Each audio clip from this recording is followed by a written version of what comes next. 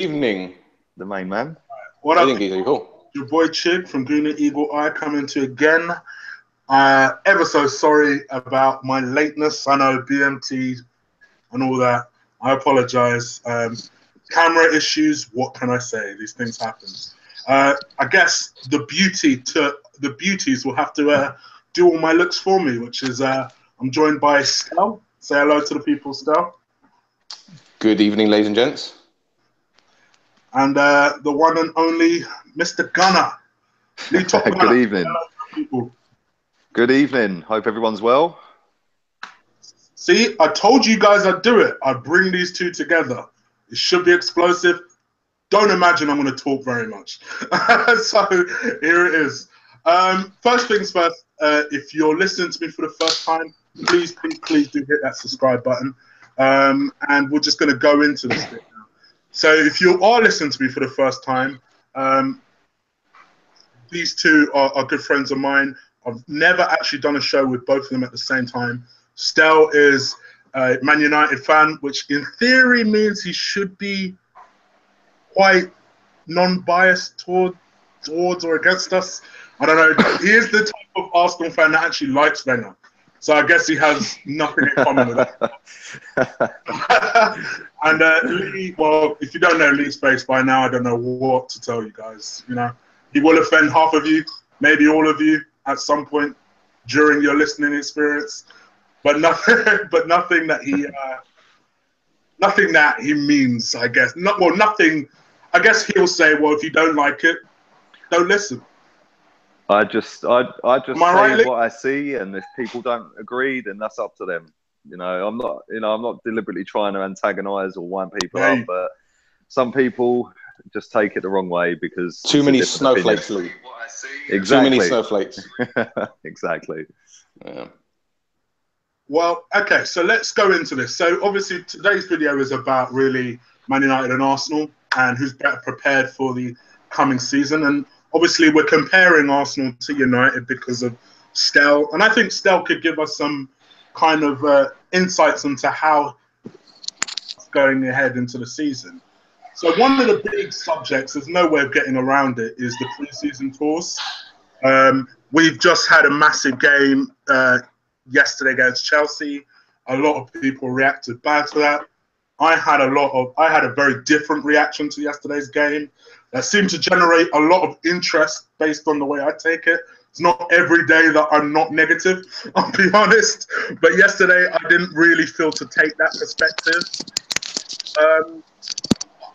I wanted to get kind of both your ideas. Lee, let me ask you a question. What do you see as an ideal preseason? What do you feel is the purpose of a preseason? To be honest with you, my understanding of a pre-season is that you get your targets signed up as quickly as you can possibly get them. And if that means you have to pay over the odds here and there, then so be it. That's how football's gone now. We've just seen a right back go to Man City the other day from Spurs for £54 million. He ain't 54 million quid, but that's what they wanted. That's what they needed. So they went and got it done. So I think that, yes, sometimes you've got to go and overpay, but get your targets in as quickly as possible before you go off and start doing your pre-season games. In terms of the actual games, I think that, this is just my opinion, but I think that you should be playing as close to your best 11 in them games with your new signings, if they're first team signings, i.e. Lacazette. They should be playing for as long as you could possibly play them in them games. So 70, 75 minutes, for example, bring them off, rest them up, get them fresh for the next game. And it's all about striking up partnerships and getting your new players bedded into a team and a way of playing and a style of play. So then when you do hit that first game of the season, there is no confusion. Your striker knows where he's going. Your midfielders know what he's going to be doing. Your defensive shape's all solid. But, nowadays it's so different. I mean, I was saying this to a friend of mine yesterday. We used to go to Austria to do our pre-season games and get our fitness levels up. This year we've gone to Australia, which, as anybody knows, is a 26-hour flight from England.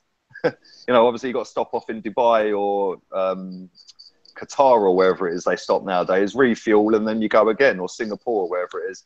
And then you then go to Australia. You then have to acclimatise to not only the weather, and I know it's winter over there, but it's still going to be hot, hotter than here. You've got to acclimatise to the time change. You're going to be jet lagged. You've then got to get yourself prepared for a game. You then play that game. You then play another one a couple of days later, and then you fly off to China. To me, that just don't make any footballing sense whatsoever. Because if you look at the games we've played, and I'm sure we'll probably come on to these later, our players look knackered, mate. Yeah, and to me, if you're buying a £52 million striker, and he's going to be your main striker, I want to see that guy play for 90 minutes, or at least 70, 75 minutes of a game.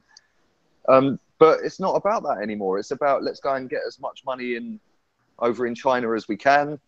And to me, it's to the detriment of the players and to the team in general, because I just think that we've gone away from, and it's not just Arsenal, but it's football in general. We've gone away from the whole proper pre-seasons of days gone by, and now it's all about the pre-seasons, try and make as much money for the club as you can. And yeah, whilst that's great and it does help towards buying top players, it don't help in getting prepared for the start of a season. So yeah, that's my opinion on it. I mean, like I said, I think that it should be about getting your best 11 on that tour into the team. You start them and you gel and get partnerships going and get your team shape and your pattern of plays ready for the start of the new season. And Stel, what is your ideal preseason? What is your idea of a preseason? Pretty much the fundamentals that Lee stepped on: fitness, tactics, morale, getting your players to gel. But these days, as we can tell, pre-season friendlies or pre-season tours are about generating that revenue. You look at Arsenal; they're generating the most money on match days than any other team in the world. In fact, going to China is only going to help them financially.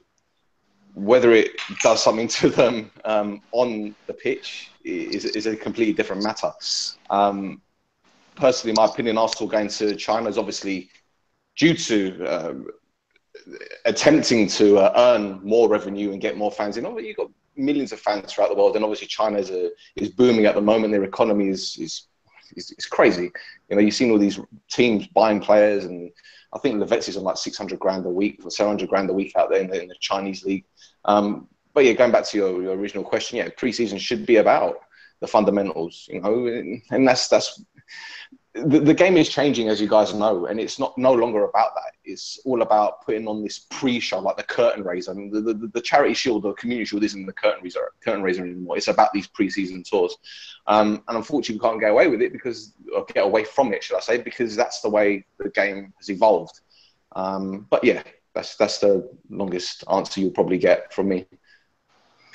So I'll come back to Lee on this question about Arsenal pre-season tour, but United have been on a tour of America, is that right?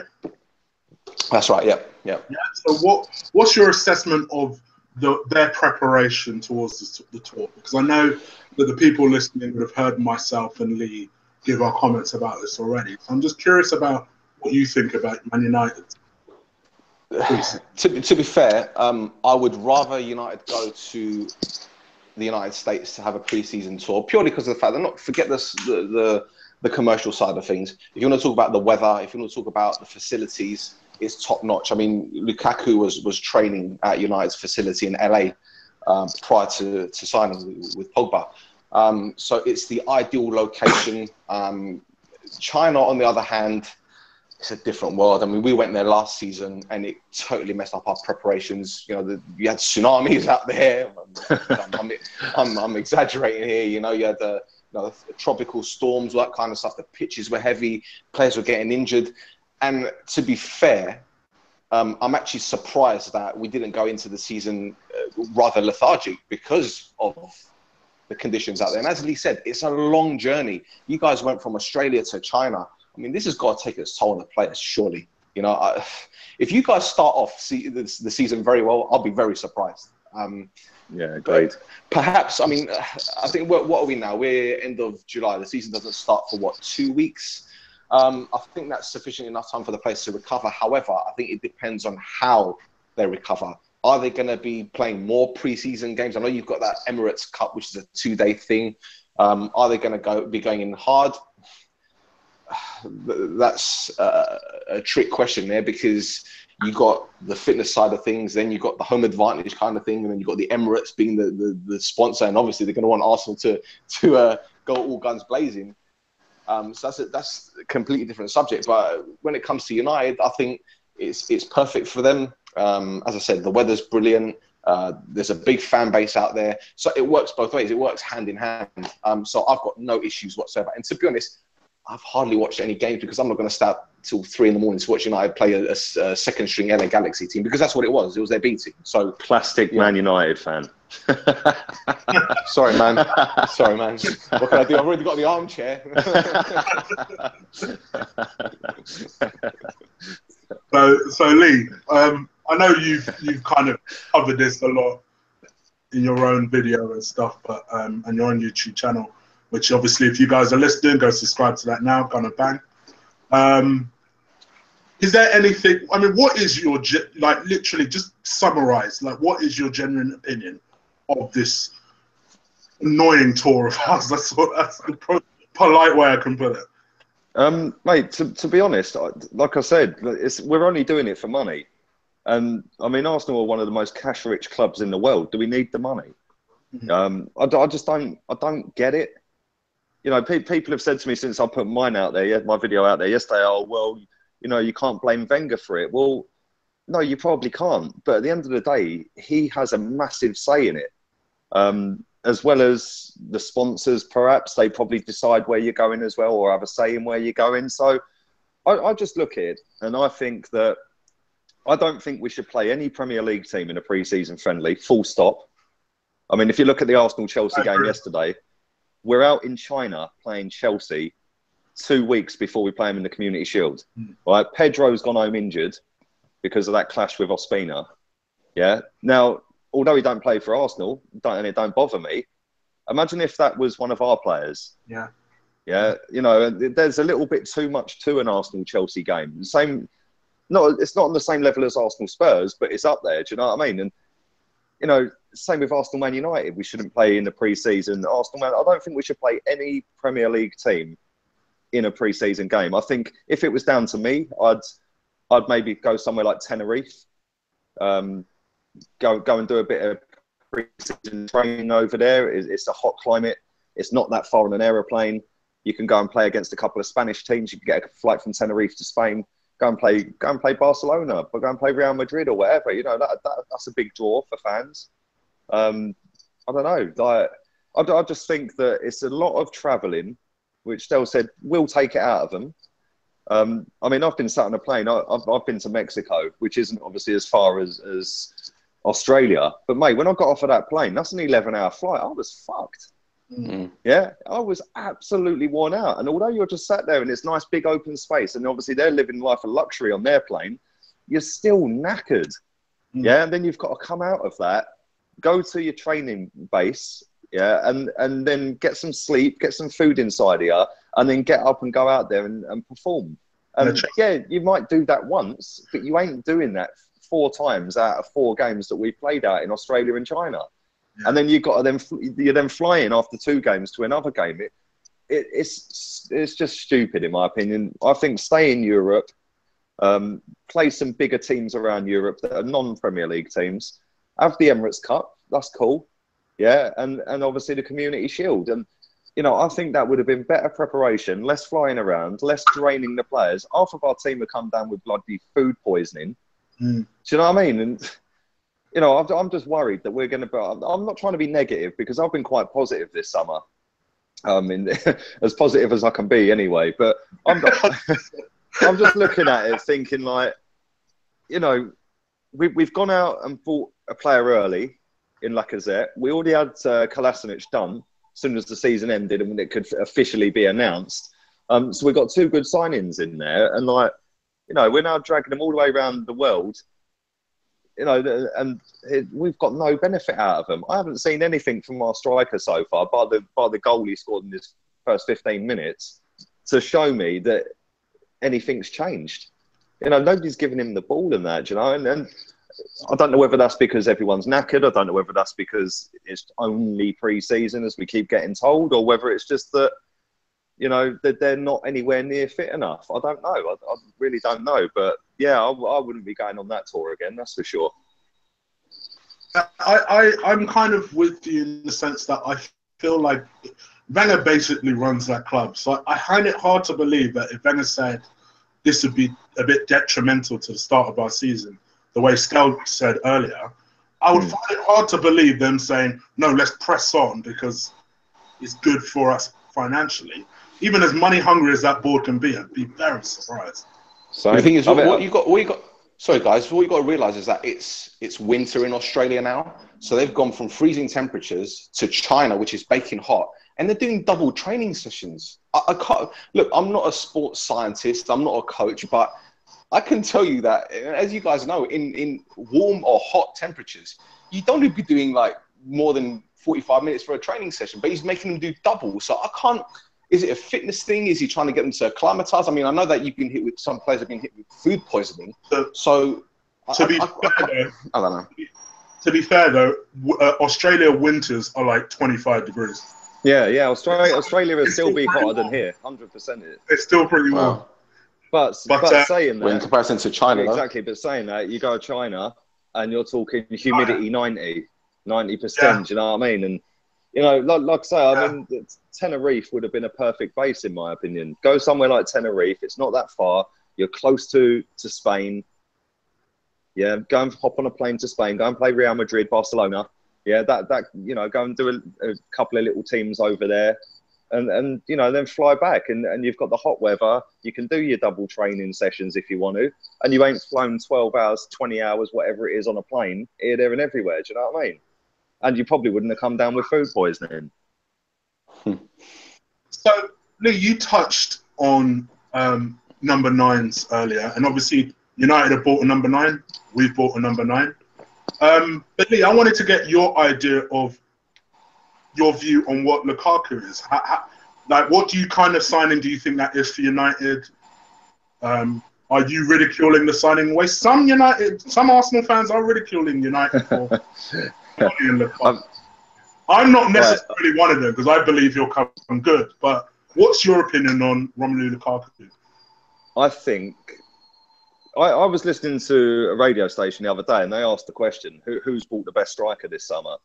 And I replied back to them. They put about 3 or 4 names up there, and I replied back to them. Lacazette was the best signing out of the ones that were named. Lukaku was one of the names.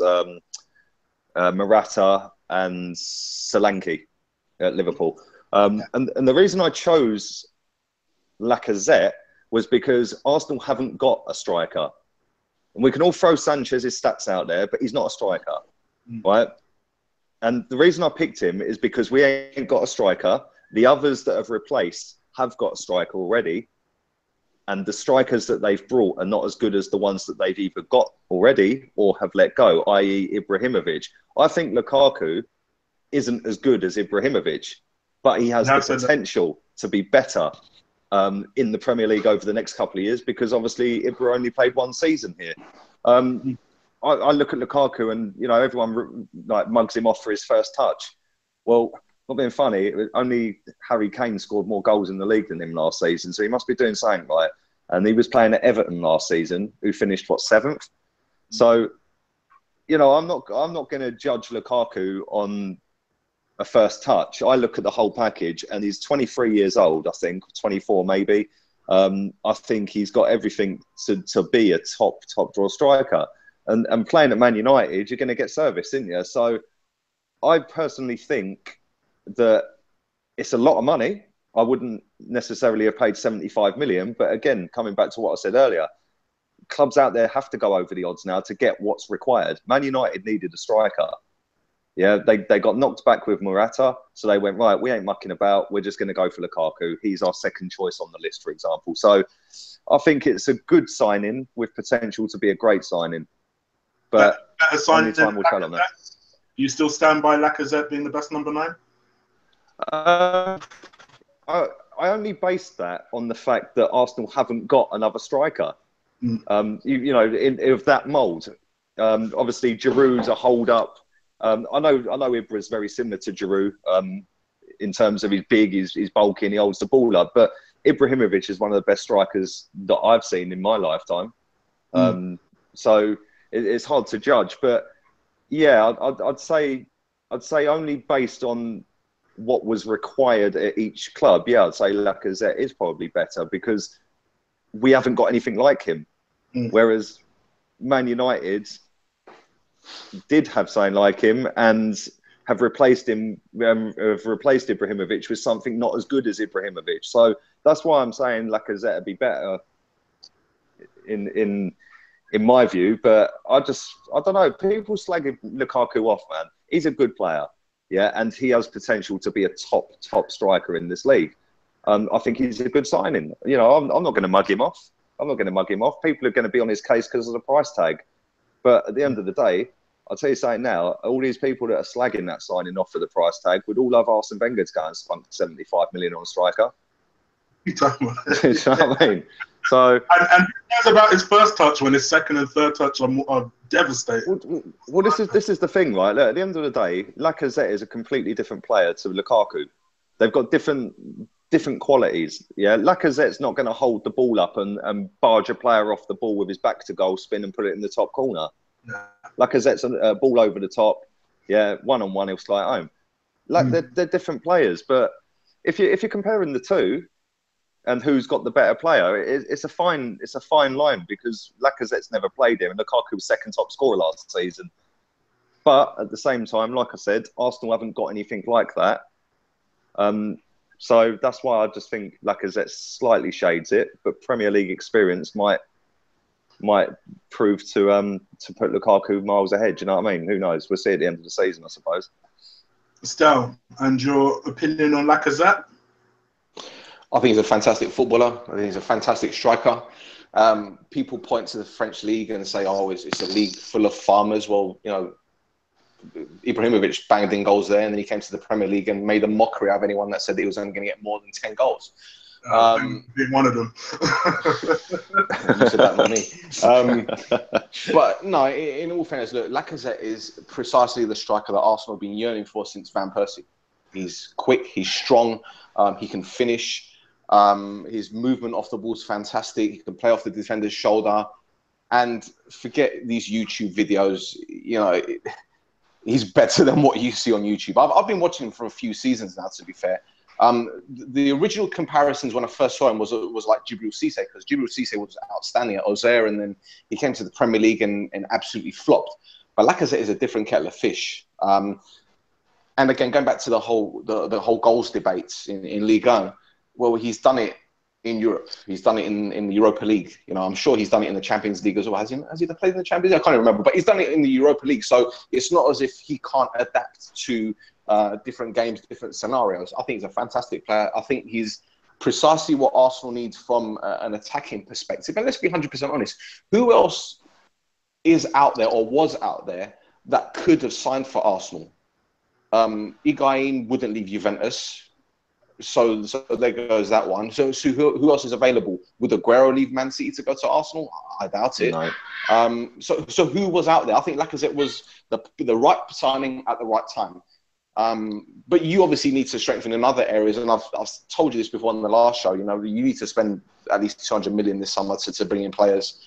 The problems lie deeper than just up front. Yeah, you create chances.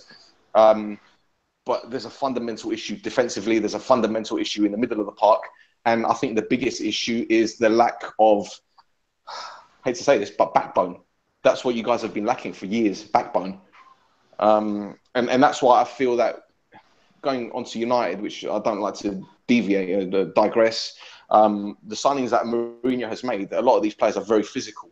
And if Wenger had that kind of mentality where I'm going to bring in a few players, that not just like bullies, but maybe 3 or 4 players that can really mix it up, you'll be better positioned for a title challenge as opposed to buying these players that also would. Totally agree with that. Totally agree. Yeah. Okay, and so who do you think has the better deal, striker-wise? I don't think that's a fair question, Chig, because neither of them have kicked the ball for their new clubs. Don't forget that I've said this before on your show. The weight of the shirt could be a massive. Yeah, I was just going to say that the weight of expectation of playing for Man United is a killer. Look at Diego Forlan. There you go. Mm-hmm. He's a prime example. Well, he was an unbelievable striker. He come to United and couldn't score a goal. He left and started banging them in again. So exactly. But the same could be said about Lacazette in the sense that there's a different pressure with Arsenal. The thing is, with United, it's about pressure to deliver on the biggest stage. Whereas with Arsenal, and no disrespect to you guys, but the first pressure is to appease the fans. That's the first thing. It's not about winning trophies. It's about you got to hit the ground running from day dot. If you don't, then you've got no chance. I'm going to flip this a little bit. If Thierry Henry at Arsenal now, when he first joined from Juventus, he went 3 or 4 months without doing anything, did he? Can you imagine the flack that he would have got nowadays? Yeah. Can you imagine the flack he would have got nowadays? Luckily, back then, you guys had a bit of patience. I say not you guys personally, but I mean, the majority of your fans. Yeah. So I just think the guy needs time. I was telling a mate today actually about this. I think both Lacazette and Lukaku need time, maybe 2-3 games, if not 4. You can't expect them to hit the ground running straight away. It's a different game. It's a different team. It's a different. Okay, Lukaku's not a different league, but it's a different weight of expectation. Lacazette's different. Is he going to get the same supply as what he did at Lyon? No, he'll probably get more because you've got better players. But at the same time, what about his responsibilities off the ball? Are they going to be similar to what he was doing at Lyon? At Lyon, he could afford to hang off the defender's shoulder. He didn't have to drop deep all the time. Whereas at Arsenal, he might be required to because obviously you've got Sanchez running around like a headless chicken at times. And you've got Ozil just floating one end, thinking that he's a packet of crisps in the wind. So, I don't know. I just think it's an unfair question. You can only judge at the end of the season personally. That's my opinion. Yeah. Anyway. So the thing is as well is Lacazette, like you said, he didn't have to do much defensively. He could just not goal hang, but he was in a team that did all the work for him. Whereas at Arsenal, we sort of expect our players to track back and expect the striker to come back to halfway and stick a slide tackle in. Maybe we over expect sometimes, but. One thing I will say is, if both of them get off and running within the first 2 games, I expect both. If they both did it, I expect them fully up the top of the goal scoring charts at the end of the season. Because absolutely, Man United, Lukaku. At the end of the day, Lukaku's been at Chelsea. There was a lot of expectation at Chelsea at the time when he was there. There still is now, and obviously he was farmed out. He went to West Brom. On loan, and he's obviously ended up at Everton. And at Everton, he was the main man, and he's not the main man at Man United, And Pogba's the biggest signing in the team. Pogba's probably the biggest name in the team. Now Ibra's gone, So I don't know. At the end of the day, we've seen pressure kill big players before. Torres is another one. Yeah, Torres world record fee at the time, flopped. So pressure is a killer, but. I don't think Lukaku's like that. And the fact that he's really good mates with Pogba and Pogba's already at United, I've seen videos of them on pre-season and stuff like that. They all seem happy. They all seem relaxed. They all seem, gelled already. Whereas with Lacazette, we've seen a disjointed team, substitutes left, right and centre. We haven't really seen much in terms of team bonding on the pitch. Yep. So it's a difficult one, but...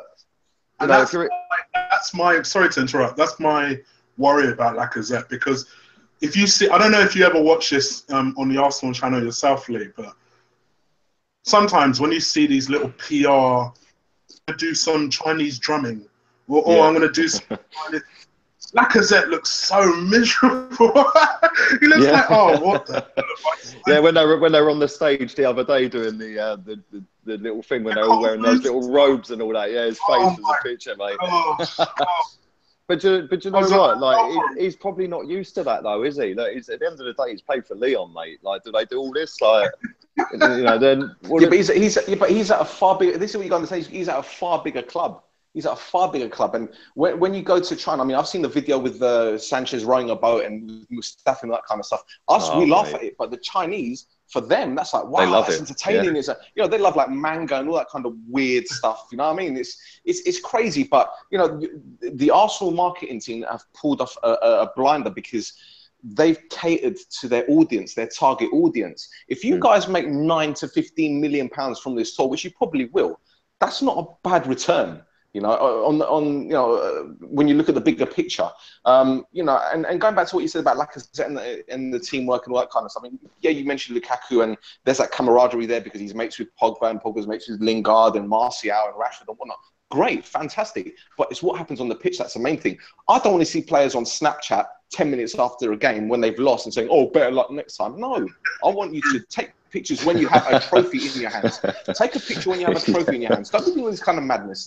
For me, it's a disrespect. It really is a disrespect to the fans because, look, I gave up my season ticket at United, what are we now, 7 years ago, because I was fed up with the way the club was run. And I'm glad I don't go back because of the way that the fans are now. I'd be getting rucks every time I went because it's full of idiots.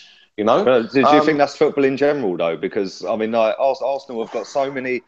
Like, I mean, Arsenal players, they come out with the same recycled shit on social media after a loss. Yeah, it's not even funny anymore. I tweet out every time we have a little 7 or 8 bad games in a row. I tweet out how long before Mertesacker and Theo call an emergency meeting. Do you know what I mean? Because the thing is, Lee, but the thing is, for every 5 people that are unhappy with these tweets, there's another 10,000 people that are like, "Oh, don't worry, better luck next time. Lovely, we love you. You're my daddy." All that kind of nonsense. Do you know what I mean? So you can't. Even the scary thing, and I know people are going to give me a lot of stick for this.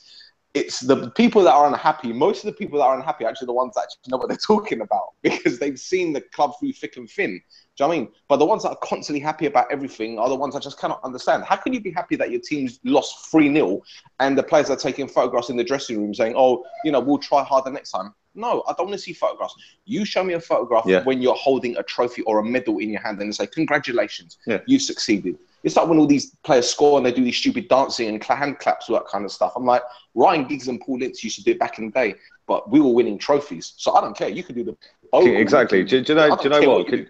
I see a video the other day. I can't remember who posted it. It was on Twitter, and it was I think it was Lingard and Martial, and they were all singing and all this on the bus, right? I replied to it and put, "What would Roy Keane be doing right now if he was on that bus?" Like, mate, they'd be out the window. But see, the thing is, do you think that's because we're old and we're like, you know, we're still stuck in the 90s, whereas all these new schools, like, you're probably we right. haven't moved with the times, have we? Is that it? Yeah, you know, the thing is, what we need to realise is, in you and I mean, I'm 36 years old. I don't know how you are, mate. 35, yeah. 35, there you go. So there's a year difference between us. So you remember the days of Michael Thomas and David Rocastle and Steve Bold playing and John Lukic and all that kind of stuff.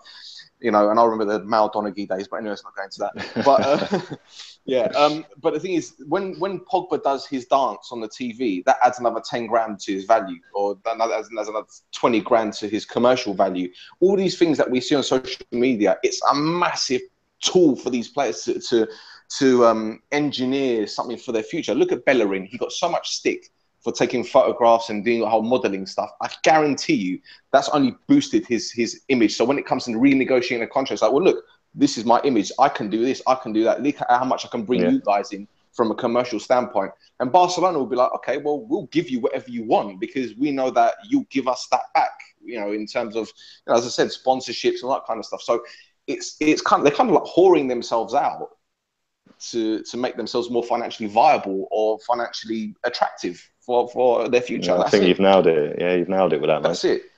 And we need to accept it because that's just the way the game is. I mean, you and I, we could talk about back when the Premier League was formed and Roy Keane joining United for 3.75 million. We're like, wow, the game's gone mad. But talk to our dads and our granddads who used to take us, used to take their sons back in the day, and they paid threepence to get into the stadium, and they stood there with, you know, with a, I don't know, ham sandwich in their hands. They were like, "What the hell is going on now?"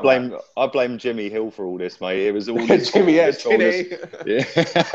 All of it. It was all his fault. All these wages got out of hand. Weren't he the first £5 a week footballer or something? That's right. Something like that, wasn't it? Yeah, £5 a week wages. That's right. Unbelievable, mate. They could drop a fiver now, not even bother picking it up. They don't it back by the time they bent over. Mad, isn't it? There you go. They probably wipe their asses with it as well. To be fair. Yeah. Sorry, Chig, we're kind of taking over your show, bro. Do you know what I mean? I didn't want to disturb you. I didn't want to disturb you guys. You're old men, you know what I mean? All right, well, let's talk about everybody's favourite subject. Got an idea of what Lee's going to say to this question anyway, so I'll come back to him. Stel, who do you want to see sold at Man United? To see. Yeah. Because we basically this is about. And okay, I'm gonna be a realistic. I'm gonna be a realist, however which way you want to see it. We need to improve in 3 areas of the pitch. I say wide left. I want Perisic to come in. I think he's a fantastic footballer. I don't care how much we spend on him because let's be honest, money doesn't matter anymore. If Sunderland are being rewarded £100 million for coming bottom of the Premier League through the TV money, then signing Perisic for 50 million is nothing. It's a drop in the ocean, really. I think he's a fantastic footballer. Left foot, right foot, great range of passing. He tracks back. He works. He's physical. He'll get you goals. Perfect for the Premier League. I think we need a defensive midfielder, someone strong that can win the ball. I'm thinking either Matic or Dyer. And from what I've heard today, Dyer is actually trying to engineer a move to United. Yeah, he's had words with his agent, and that's it might be common knowledge at the moment, but that's something I've heard for a fact. So we actually made an offer for him prior to signing Lukaku because Kane was actually one of our primary targets. But that's another story. Yeah, highly then, because I'm unsure about it. But do you rate him highly? Who, Dyer? Yeah. I do and I don't. I don't because I'm not sure he's good enough to be at United. But then again, he's been poor for the past 4 years. So he's an upgrade on what we've got in terms of a midfield, destructive midfielder. He can play central defence as well. So if Chris Smalling decides to, somehow go missing, as in disappearing off the face of the planet, which would be nice, he could play there. So I think, but him or Matic, I think Matic is a fantastic player. I think he's very, very underrated. He's a great ball winner. He'll chip in with a couple of goals. He's big. He's physical. Which there you go. There's that keyword, physical. Surely Chelsea won't strengthen you guys, though. Surely. Pardon? Be crazy if do something like that. Chelsea won't be crazy. I think money talks at the end of the day. If Chelsea want £50 million for him and they get it, that's it. If they don't want him, they don't think.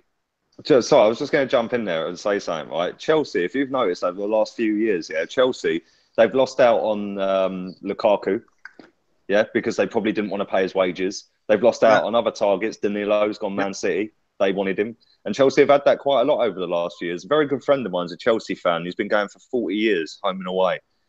And he said to me that the way they started when Abramovich took over was throw money at it. Yeah, and then they had a plan to get themselves self-sufficient, which they now are. And all these youth players they've signed up left, right and centre, they sell them off for 5, 10, 15 million here and there. Then they sell the odd one to China like Oscar and Ramirez. Yeah, so when they've gone out and done £100 million, take off all them youth players that have gone out, they've spent next to nothing over the last 3 or 4 years. So, if Man United dangled that 50 million carrot for Matic, he's going Man United all day long. Because Chelsea go, fucking hell, 50 million for Matic? Yeah, we'll have that. That's how Chelsea are now. And, they're at a level where they've got such a high income now. Their income's more than Arsenal's.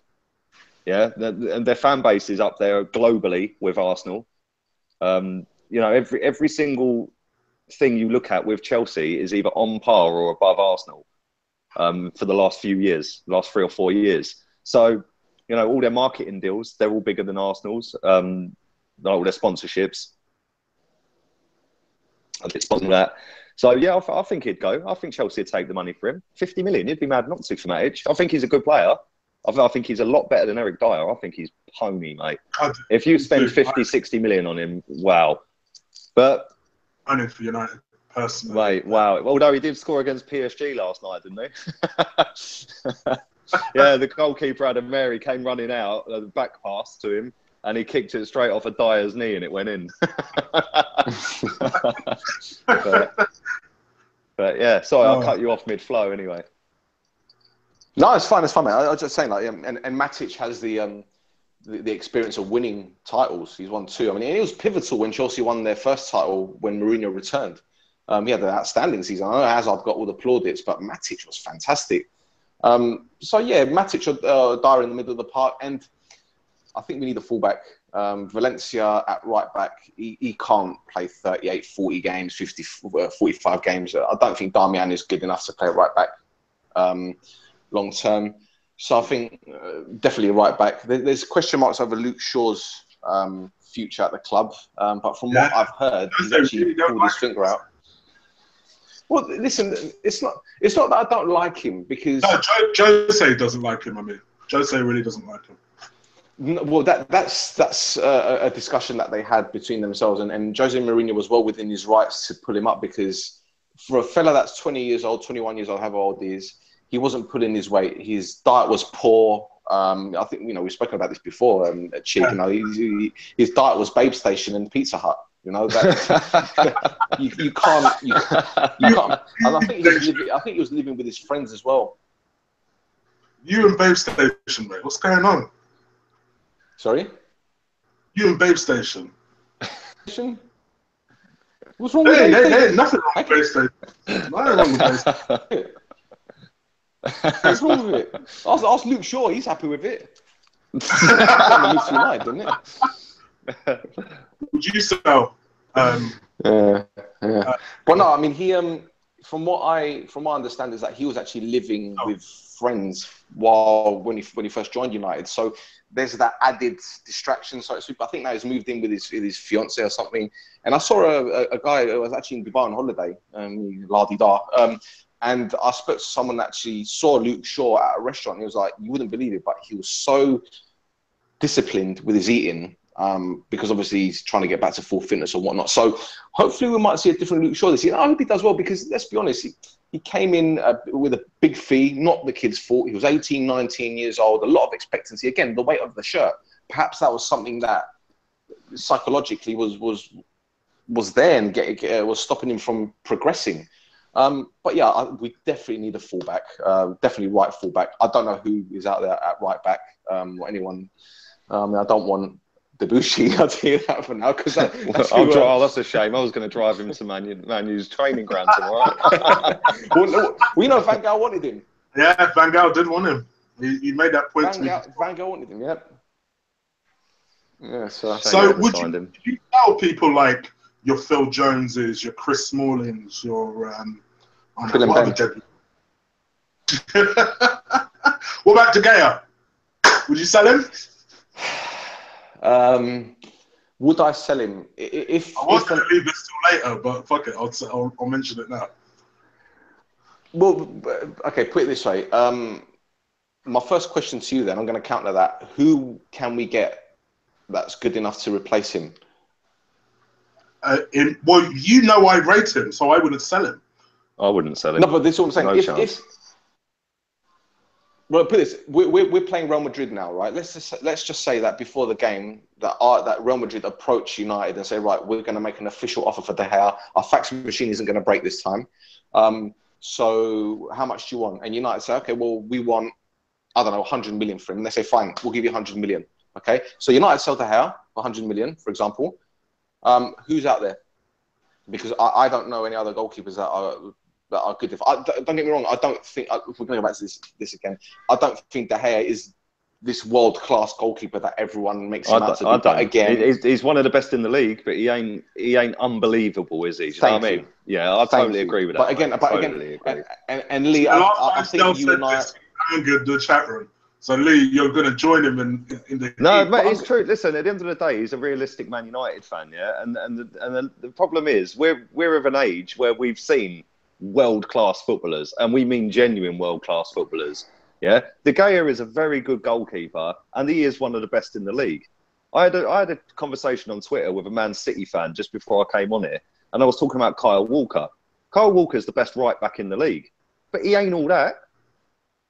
He ain't all that, but he's the best, and that says more about the position and the players that are worse than him than it does about him. But then I guess you kind of hark back to Alan Shearer's point of there being only one real world-class player in the league. Oh, well, he's changed shit. Along He's with changed shit. that, because No, then I wouldn't. isn't that a damnation of the league then? If you're saying that, well, he's not world-class. Kyle Walker's the best right back. Yeah, Kyle Walker's nowhere near world-class. His crossing's worse than Bellerin's.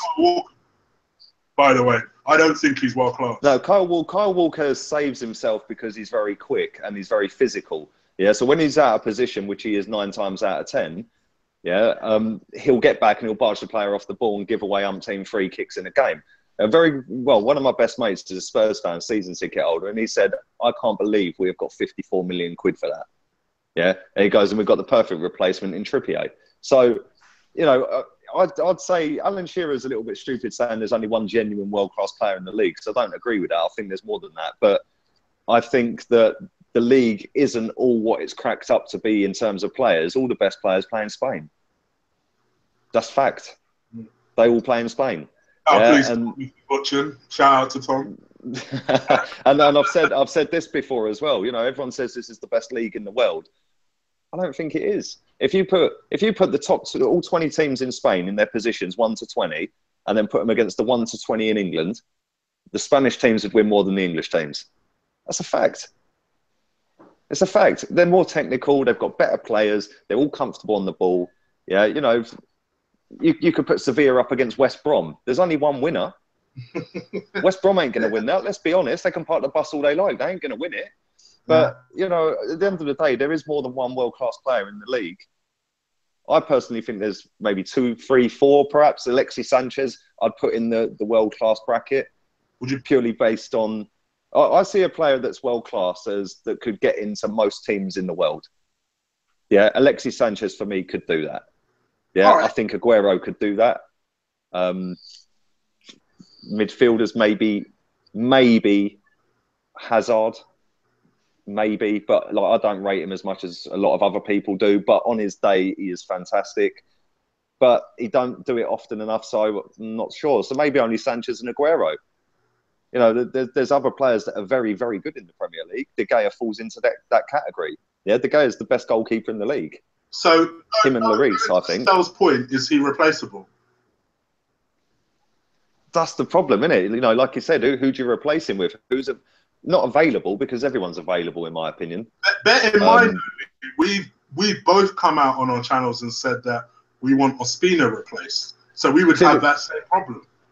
Yeah, but I would never have sold Chesney. I would have had him as number 1 next season and check for the Europa League. I said that before. But the problem Man United have as a club and as a fan base is they're one of the biggest clubs in world football. The only 2 teams bigger than them are Real Madrid and Barcelona. Yeah, so it's all well and good saying, well, yeah, we could get rid of De Gea.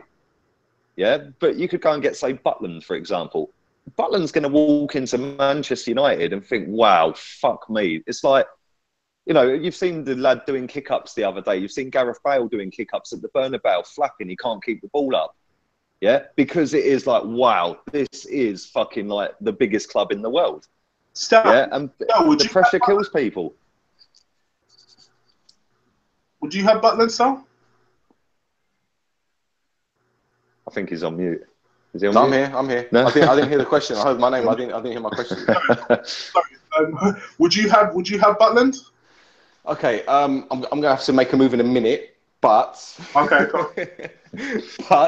but would I have Jack Butland? No. I say the only goalkeeper that is good enough to replace De Gea plays for Milan, because he's got years to go and he's a fantastic goalkeeper. That's Donnarumma. I think he's fantastic. If we could get Donnarumma this summer, I know he signed a new contract. He's the only one I think can replace David De Gea, because for me, he's the next Buffon, and you know how good that goalkeeper is. But don't you think that? I know he's only young as well, and I know AC Milan are a massive football club. They're not anywhere near what they used to be when they were dominating Europe. But like I just said, like anybody who comes into United, doesn't matter who it is, yeah, is going to walk in there, and it's one of the biggest free clubs in the world. Yeah, so let's say that young boy walks into Man United. It's not like playing at AC Milan anymore. I don't think it'll phase him. It's now Man United. It wouldn't phase him. He will look at that AC Milan trophy cabinet and see how many 4 European Cups, that for me, you know, players like Van Basten, Gullit, Rijkaard, Baresi, Maldini, Albertini, Boban, Savicevic, you know, and these are just players in the 80s and 90s. I mean, come on. I think they've retired 2 football shirts, haven't they, Milan? Yeah. For me, pressure's nothing for the lad. I think he's a fantastic goalkeeper. I agree. I think he's absolutely class, mate. But you know, will he leave? Will United even sell De Gea? I'm not too sure. I don't think they'll sell him anyway. Eventually, I think he'll end up at Madrid, but I don't think it'll be this summer. I think if he was going to go, he would have gone already. Yeah, I mean, it will be silly to get rid of him now, especially at this stage of pre-season. But hey, let's see. All right. Stel, let me ask you one more question before I let you go. Alexis Sanchez. I'm going to cover this slightly more in depth with Lee just after you go. But what do you think we should do at this point? What do you think we should do?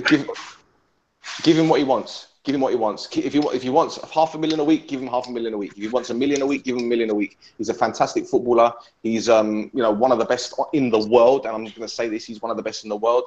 What he can do for Arsenal this season coming with Lacazette there, I don't even know, man. I'm not saying that you're going to be title contenders or, you know, you'll be challenging like neck and neck with the leaders, but I'll tell you what, you've got a good chance of getting European Champions League football and winning that Europa League with him there.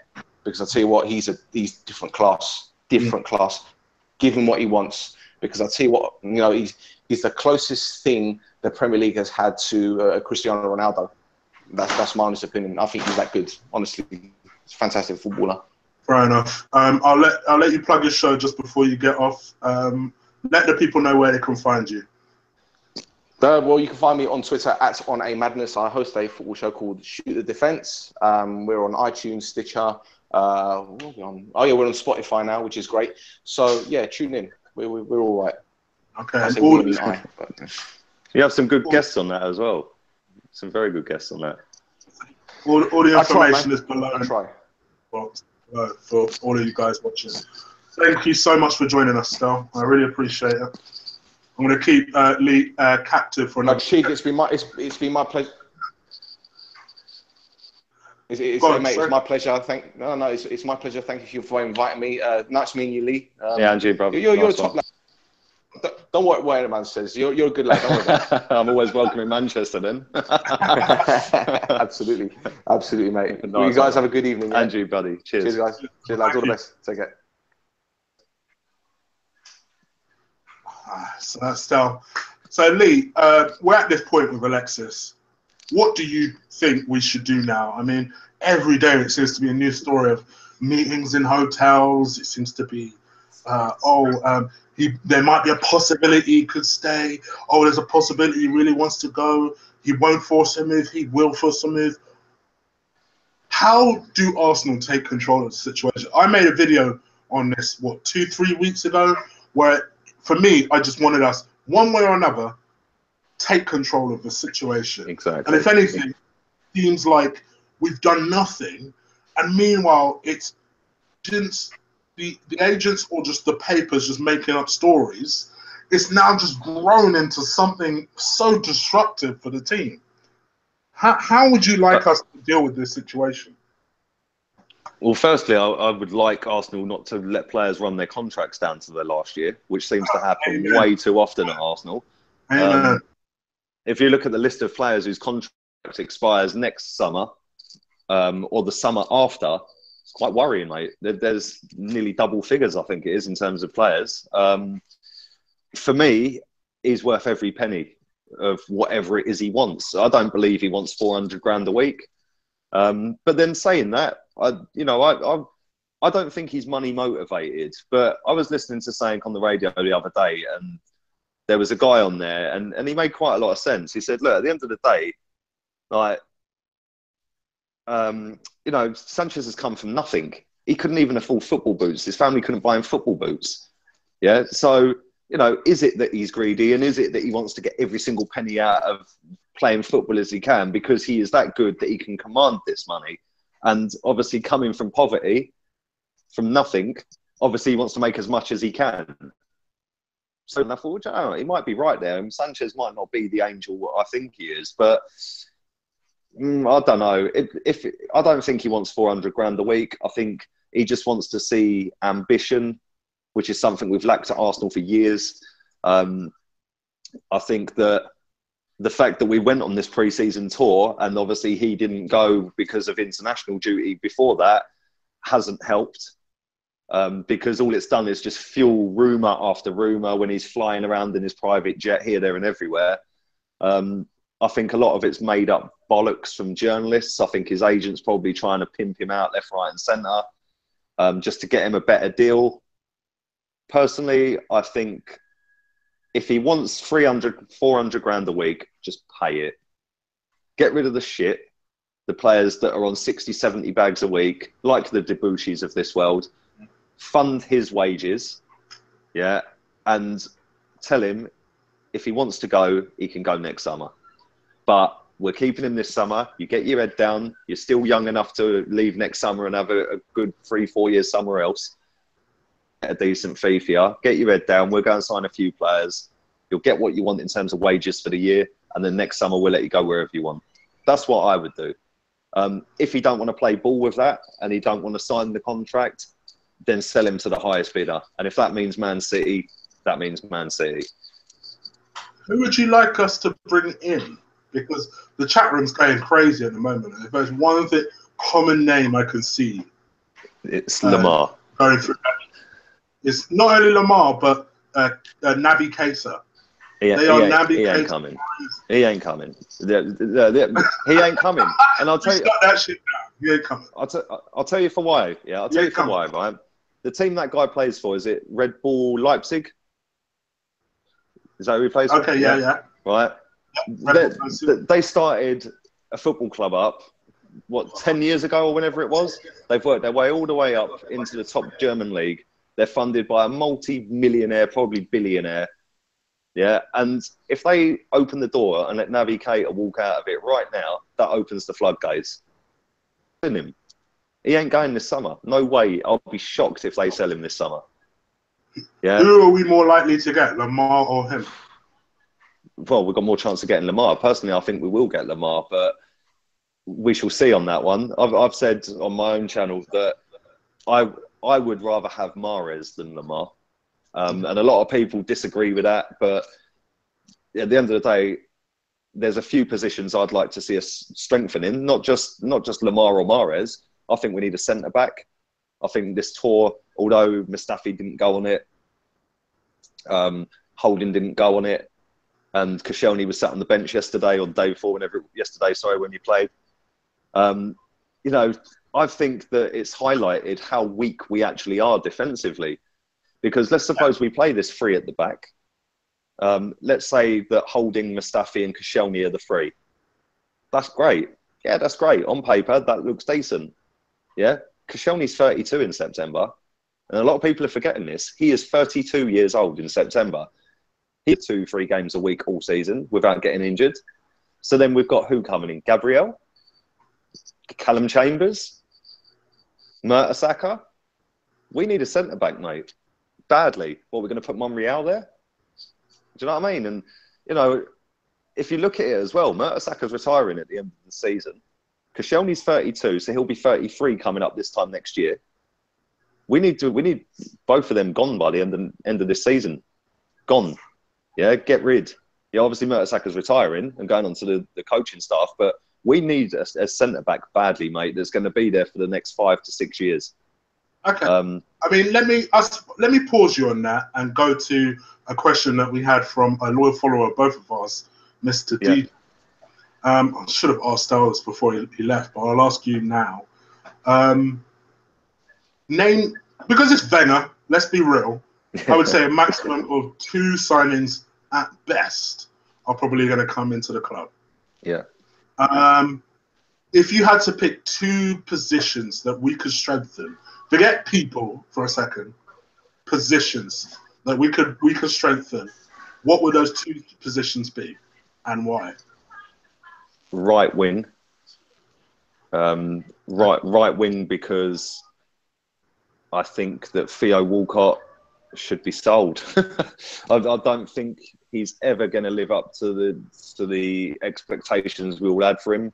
He's on ridiculous wages. I think we should just cash in, get whatever we can for him, and give that to a new right winger. The other position, which is going to slightly contradict what I've just said about centre backs, but I think we need a central midfielder. See, I think there's about 5 positions that need filling, Chris. This is the problem, right? But that's why the question's a good one. But picking 2, I'd say we need a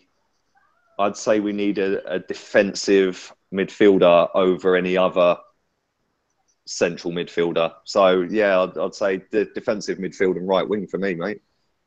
Yeah, I think centre back and a central midfielder. Now, the mould you like central midfielder. I mean, some people would say we need a Santi type, someone who is a little bit clever with the balls. And I think we suffered a lot with that in yesterday's game. Like, yes, the Ozil was there, but when the superstar decides he doesn't want to turn up, you need someone who is going to quarterback it a little bit better. Yeah. And that's one thing Santi is Santi's always very good at making Ozil play well. So the thing is, there's not many footballers in world football that are as gifted technically left foot and right foot as Santi Cazorla. So it's all well and good wanting a player to replace Santi Cazorla, but can anybody name 3 players that are equally as good left and right foot that can spin and ping a 50-yard pass? No. The other option would be a powerhouse. Someone who... Which is what I'd go for, personally. I think we need that more than the Santi type player. Just someone who's a bit of a presence. Someone who when they get on the ball, you're like, oh, shit. I ain't fucking with that guy. And I've said this before, and people have ridiculed it and said he ain't a defensive midfielder, he ain't this, he ain't that. Yeah, and that's William Carvalho. I like Carvalho too. Yeah, I do. Mate, the geezer's a lump. Yeah, he ain't gonna get knocked off the ball easily, like some of our midgets do. Yeah, and whether he's a defensive midfielder or a quarterback, whatever. At the end of the day, we've got Maitland-Niles playing right centre back. He's a fucking right winger. So does it matter where they play in their other teams? We're going to put them where we want to put them anyway. Do you know what I mean? Yeah. At the end of the day, personally, like I said, I think we need 5 positions filled. I think it's easily doable this summer. Yeah, there's a list of 7, 8, 9 players we could quite comfortably just shift. Yeah, and get off the wage bill. We could sell the likes of Gibbs. Just take whatever gets offered. First offer, take it. 10 million to West Brom, take it. If West Brom have offered 10 million for Gibbs, snap their arm off for it. The guy's 29 years old soon. Yeah, he's never going to make it. Do you know they pulled out because we were insisting on 15 million? They offered 10. It's ridiculous. But they thought, fuck that. And in my mind, I'm like, what? So what are you going to do with him in the last year? Just take the money and go. What's the problem? You know, people were laughing and ridiculing 6 million from Sampdoria for Jack Wilshere the other day, yeah? And saying, oh, that's scandalous. That's a joke. How's he only worth 6 million? Well, I'll tell you why he's only worth 6 million. Because the guy's on 90 grand a week, allegedly, at Arsenal, yeah? So let's say Sampdoria want to pay him, I don't know, 60 grand a week. 60 grand a week on a 4-year contract is 12 million quid. Add your £6 million fee in, it's now an £18 million gamble. Yeah, you know, that's why it's only £6 million. If it was me, I'd just pay Jack Wilshere's contract out and just let him go on a free. That's what I'd do. It's controversial. People won't like it because he's Arsenal through and through. Fuck all this sentiment. We've got Jenkinson, Gibbs and Wilshere that are taking up 3 squad places. Yes, they're all homegrown and you have to have your quota of homegrown. But at the end of the day, there's what, 200 odd grand a week wages there that could be spent on an elite player. I've said it before. That will play. I've said it before, mate, and I say it again. Sentiment rules this fan base. It does. Yep. Because if they're honest with themselves, if that was... I mean, what is the difference, really, between Jack Wilshere and Diaby in terms of their playing? Well, Diaby's actually played more games, I think. Yeah. Well, what is really the difference? It's only because there's this perception that Jack Wilshere is Arsenal through and through. And like you say, he's a West Ham boy anyway, so what's the problem? So at the end of the day, Chris, right? Jack Wilshere, we all know that when he's on it, he's a quality footballer, yeah? There's no disputing that. But the problem is he only plays a couple of times a season, right? So why would you waste a squad place? I'd rather give somebody like, I don't know, Reece Nelson a chance. Yeah, get rid of Jack Wilshere, stick Reece Nelson in the 25, and off you go. And if he makes 3 or 4 appearances a season, what's the difference? The difference is you've got 90 grand off the wage bill. Mark my words, that kid will be promoted. I thought he was very impressive. He's class, mate. He's going to be a very, very good footballer in the next couple of years. I really like the look of the kid. I really do. See, I also like Maitland-Niles, but I don't like him at right centre back. You know, the Arsenal got some, like you say, but exactly. I don't like him at centre back. Not at all. Yeah, he's a right winger. He said on record before he wants to play right wing, and that's his favoured position. Although he can play in centre mid. Yeah, and you know, to play him at right centre back.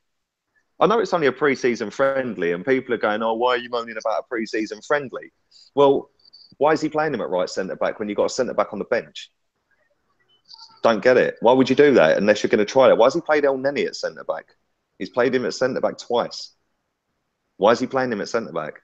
Unless he's thinking about doing that in the forthcoming season.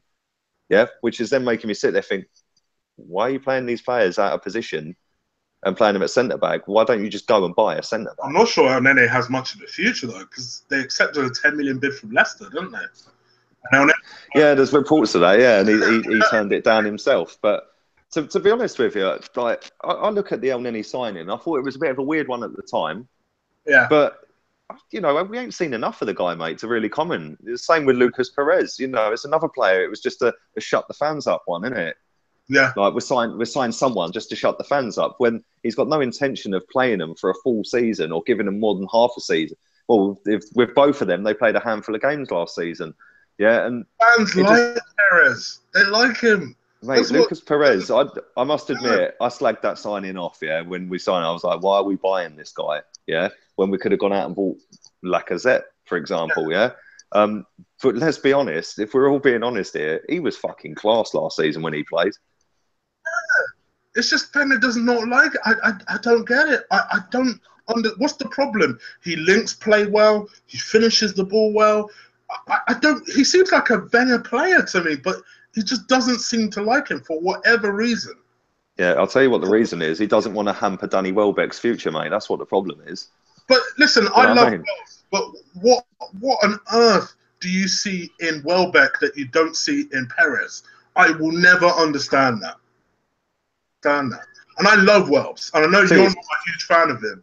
No, I don't, mate. If in the last 11 games he played back in the last season, he scored 1 goal. 1 goal. He's a striker. He scored 1 goal. Yeah, I'm not being funny, but that's shit. Yeah, we paid 16 million quid for 1 goal in 11 games. No thanks. He was never prolific at United. Although fair enough, he wasn't the main striker at United. But I just look at some of the signings we've made over the last few years, and it's a case of just do it to shut fans up. Just do it so we've done something. Yeah. That's the way we've gone about our business this summer. Almost like we've made the Lacazette signings to shut everybody up, so no one can say... No, I don't this summer. You don't go and spend 50 million quid to shut the fans up, do you? But, you know, and Lacazette is what we have all been crying out for years, mate. Yeah, for years since Van Persie was sold. So... You know, I don't think that is a fuck you. Look, we're just shutting you up, because you wouldn't spend 50 million plus all the wages on top of that.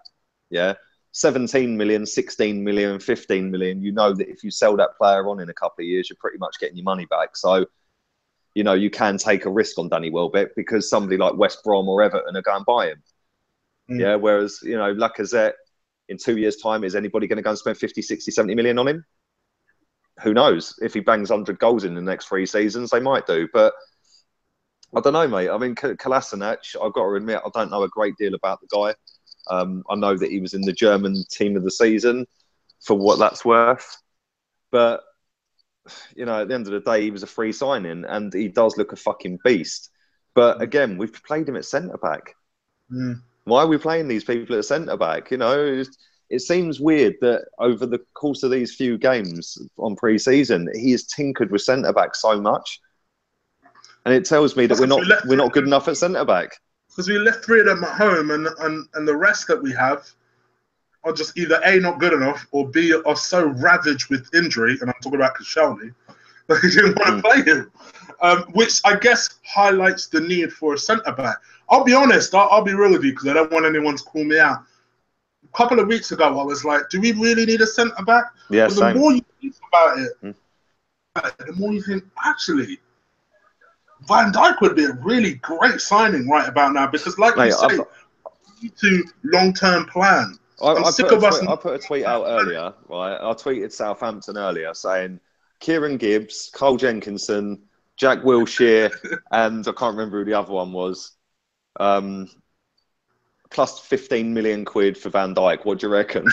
Yeah, and it was Callum Chambers, Jack Wilshere, Kieran Gibbs, and Cole Jenkinson. Give all four of them to Southampton and 15 million, and we'll take Van Dijk. That gets four players off the wage bill. Yes, it's lost up four homegrown spots, but then you just go and put 4 kids in. You know, we've got Reece Nelson, we've got Joe Willock, we've got Ainsley Maitland-Niles, we've got the other guy who I can't pronounce his name, the young lad that played in the game Lacazette scored in. He passed to Iwobi before he set him up. Can't remember the lad's name. But, you know, they're all classed as homegrown players. Chesney was classed as homegrown, even though he's not English. So, you know, there's ways around this homegrown bollocks. But I think that Van Dijk is probably the second best defender in the league behind Alderweireld. I think that he ain't going to go to Liverpool because they're going to refuse point blank to sell to him. I think we've bought players off of Southampton before. We've got a good relationship, as we both spoke about earlier on I said that to you as well, yeah. I think what's gone under the radar is that there's so much focus on the Liverpool-Southampton relationship. We've got a pretty good relationship with Southampton ourselves. Yeah. So I think we can definitely make that deal if we really want. The way I see it, we could go and get 5 players for the 5 positions I think we need filling quite comfortably by getting rid of 7 or 8 shit players on big money. Yeah. You know, Jack Wilshere, Callum Chambers, Kieran Gibbs, Debuchy.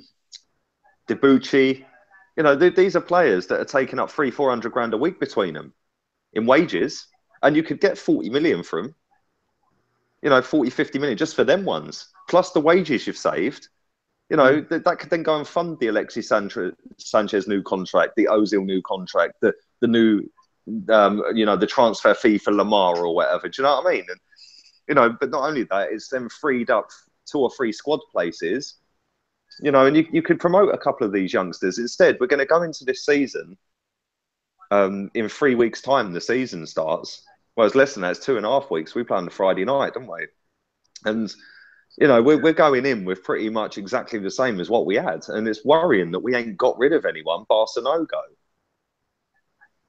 It's quite worrying for me, mate, because, you know, I don't want to be seeing the likes of fucking Aaron Ramsey being the linchpin in midfield all season because he ain't fucking good enough. I don't want to see the likes of Callum Chambers coming off the bench when Mustafi and Koscielny are injured.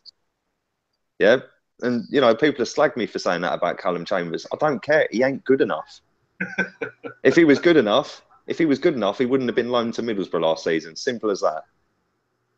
Yeah? And you can, you know, it's just laughable, mate. I don't want to be too negative because I have actually been quite positive all summer. But, you know, seeing these games that we've played against Bayern Munich and Chelsea have made me realise we're actually fucking miles away still. Yeah. I think yesterday was a bit of a reality shock to everybody. And I think that... Well, the thing is as well, sorry to cut you off, when you look at Chelsea's 3 signings that they've made this summer, yeah, they're better than they were last season, and they were fucking champions last season. Even if they let Costa go, which is 99% likely, yeah, Morata's not as good as Costa, but that defender Rudiger they've signed, and Bakayoko, I think is how you pronounce it, but they're very, very good players that are ready to go into that first 11, mate. Yeah, and they are better than they were last season. And we've signed a striker and a left wing back, stroke left back. You know, we're nowhere near still, mate. We've still got to buy a few more players to even get close. Okay, and finally, the Ox problem. Now, I put a vote out 2 days ago on my Twitter talking about who do I feel was the most likely to leave, Alexis or the Ox. And by a landslide, 80% of people felt that Alexis was more likely to leave than Ox. completely disagree. I think Ox is more likely to leave than Alexis. I think Ox has been desperate to leave for some time. I feel like, in my opinion, I feel like he is very astutely aware that because he constantly gets moved positions, he's become this jack of all trades type player, as opposed to being a specialist central midfielder, like I know he's desperate to be. And I feel like I think he was more willing to see what happened with the managerial situation. And that's why you didn't really hear too much noise until Wenger confirmed that he was staying. And now that he's confirmed he's staying, Ox has felt like, oh, well, I'm not gonna be able to develop the way I want to develop under this manager. So I feel like that's why he's pushing for a move. What do you feel is your opinion on Ox? Well, I tend to agree with you. I think he's more likely to go than Sanchez, to be honest with you. I think that we've totally fucked him over the last few years. He's played 4 or 5 different positions at Arsenal. Yes, he's been blighted with injuries and so on. But the problem is, I said this to a friend of mine the other day, right? When we played Southampton in the Cup, he played centre midfield. I think that was the day Walcott got a hat-trick and Welbeck scored a couple of goals. We beat him 5-0. Yeah, he was the best player on the pitch that day. And yes, it was only a slightly weakened Southampton team, but he was the best player on the pitch and he played centre mid. The very next game, I can't remember who it was we played, but the very next game, I think he was either dropped or put on the wing. Yeah. Then he gets dropped again after that. Then he goes back in at right wing. Then he goes back in at left wing. Then he goes back in at centre mid. Then he's at right wing back. No, the only position he ain't fucking played is fucking goalkeeper. Mm. Yeah, and it must be disheartening for a player like that to excuse me, to be used as like a utility type player when you know that in your own head you're good enough to be playing for that team. When you see the likes of Ramsey walk back in, and you see the likes of Mesut Ozil walk back in, and I know it's a completely different position, but Giroud as well, they walk straight back into that team. No matter what happens, they are in the team. So, and even Theo Walcott, to a certain degree, for the majority of Oxlade-Chamberlain's career here, Walcott's always had the one up over him on the right wing side. But seeing him play at right wing back for the back end of the season, mate, he was our best player. He was fucking awesome, mate. Yeah, and the thing I like about him is he's the one player in our team that's a bit different. With Sanchez, Sanchez is going to come back inside onto his right foot 99 times out of 100. Yeah, he's quite predictable. Although you can't stop it, or most of the time you can't stop it, he is quite predictable. The same with Ozil. He's always going to try and shift onto his left. With Oxlade-Chamberlain, he can go left, he can go right, he can spin you, he can do you on pace. Yeah, he can ping a shot. Yeah, we all remember that day when we played Bayern Munich and he's skipping past 3, 4, 5 of them in the Allianz Arena. Do you know what I mean? And he's got that bit of something special about him. And I just think we've totally fucking ruined his confidence. I think we've ruined him as a player. I don't think he's developed at Arsenal anywhere near what we thought he was going to be. If it was me and I was Oxlade-Chamberlain, I'd fucking want out, mate. I'd be gone. And there'll be a lot of clubs in for him. There's rumours of Chelsea. There's rumours of Liverpool. There's other clubs abroad that will probably look at him. Yeah, and if it was me, I'd be sitting there with my agent going, yeah, speak to Chelsea. Yeah. That's what I'd be doing. Speak to Chelsea. I don't need to move up north or abroad when I can go and play for the champions. And they're around the corner. I don't need to relocate. Yeah, and he don't owe us nothing. That's how these footballers do not owe us fuck all. Yeah, people forget this. It's not like the old days. Yeah, where you grew up on the estate round the corner from the ground, and you're Arsenal through and through. Ain't like that anymore. Money has totally killed the game. Yeah, it's killed everything about the game. It's killed any loyalty to the game. Agents now have totally fucking ruined transfer fees.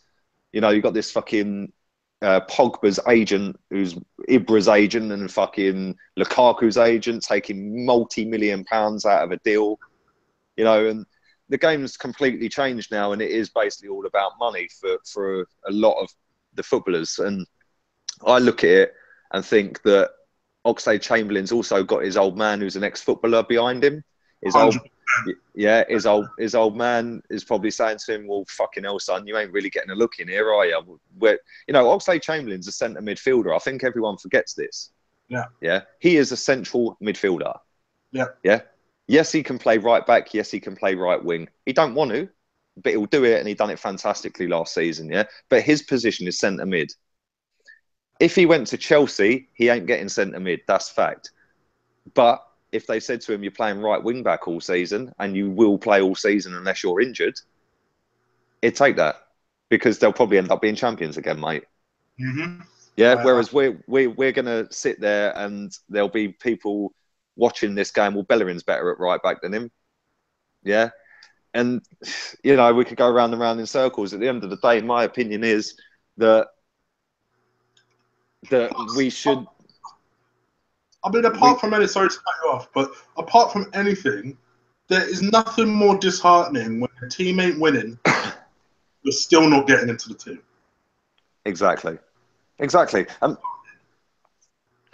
I mean, I don't know if anybody watching this or in the chat or whatever has a stat on this, but I'd love to know the longest run of games Oxlade-Chamberlain has had whilst being fit and ready to go.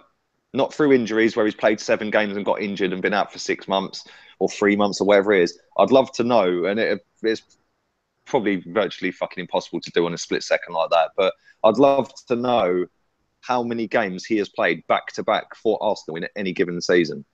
Yeah, I bet it ain't more than double figures. Guarantee it ain't more than double figures. Yeah, and it's quite sad, because I think he's brilliant, mate. I really do. And I think we've totally killed his confidence. The fact that he's dithering over a new contract and he's going into his last year, yeah, it sort of says it all, really, doesn't it? He sat on, was it, what's that fucking programme on Sky Sports? Not Sunday Supplement. You're on, what's it fucking called? Goals on Sunday. Yeah. He sat on Goals on Sunday earlier in the season. I think he was with his old man that day as well, actually. And he said, "Yeah, look, at the end of the day, I want to win stuff, and I want to play football." Yeah. Yeah, and the way he was speaking, for him to come out and do that from that moment, I realised, oh, this kid's gonna leave. Yeah. Do that must mean you're really desperate. You're really desperate for the manager to hear you. Yeah. And that to me told me, okay, this kid's gonna leave. Mate, if you look how many footballers there have been over the years, yeah, not just at Arsenal, but in the Premier League in general, at decent teams, at top teams, Arsenal, Chelsea, United, etc., yeah, that have been absolutely wasted. Their talent has been wasted, yeah, and they've never fulfilled their potential. There is fucking hundreds of them, mate. Yeah, and if he stays and signs a new contract for the next 3 or 4 years, he will be another one. He will be another Theo Walcott, yeah, in 3-4 years' time if he stays here. And it's sad to say that, because I love this club to bits, but he ain't ever going to get in that team week in, week out for more than 10, 15 games. He's never going to play a full season at Arsenal. Yeah. If I was him, I'd go Chelsea. Yeah. And I'd say, do you know what? I'll come Chelsea as long as I take Victor Moses' spot at right wing back and you play me all season. Yeah. And I think they'd probably take that. Yeah. I think so too. Okay. Yeah, sad, really, isn't it? Let's wrap things up here. By the way, the chat room really want you to say Mesut for some reason.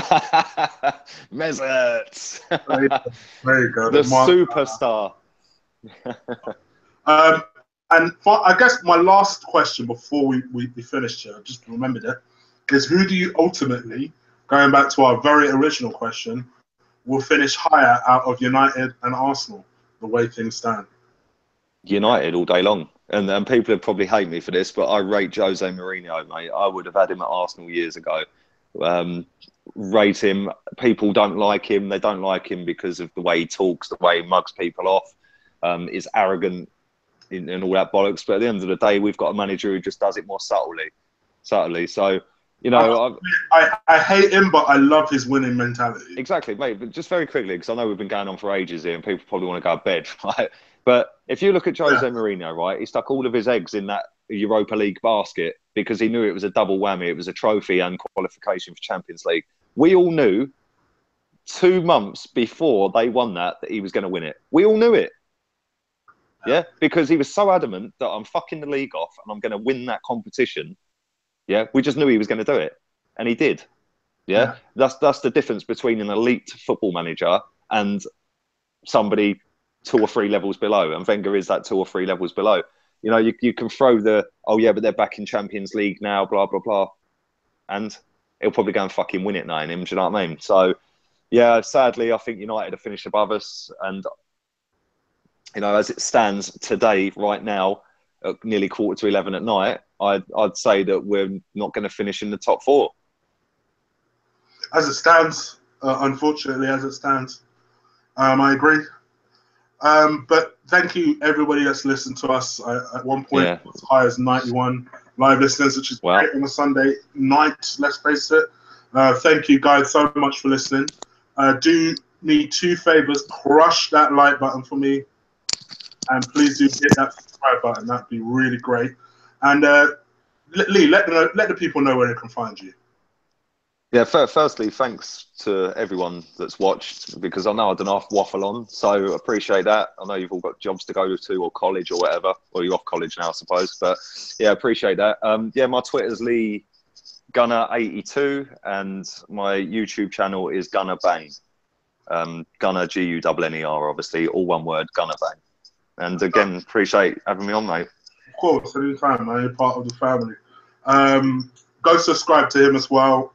All the links, including Stel's, so all the handles and where you can find everybody is in the description below. So there's no need to panic, or if you didn't get that quite, you can go and look in the description below. And you can also follow me on Twitter as well, @ColossalChig. Again, the handle's in the description below. Please do hit that like button, hit that subscribe button, and I'll be back soon. In the next couple of weeks, and if they're listening, it's going to happen. I'm going to try and get me and my boys together to do a show. It will be very interesting because they're not necessarily podcast people or YouTube people, but they're all Arsenal fans, apart from one person who's a United fan. I know. What can you do? What can you do? So when we get all together, that would be an interesting show for you guys. And all the usuals will come on over the course of the season, from Colin to Robbie Richmond to a couple of new people who I've spoken to recently. So I've got Kenny Ken agreed to come on a show soon. I love Kenny. That'd be really love Kenny. Have him on. I know everybody loves Kenny, so I'm going to have him on soon. I've got the Arsenal fan on. He's got his own channel. He's a great kid. Good lad. I'm going to have him on the show. And I'm going to have Ola on soon. Another good lad. Time. Yeah. About time us African Connection gets together and does a show. I love Ola to bits, mate. Him and Kenny, mate. Yeah. So those will be an interesting stuff. So do stay tuned. Hit that subscribe button. And yeah, until then, take care, people. Thank you for joining us. Peace. Take care. Cheers.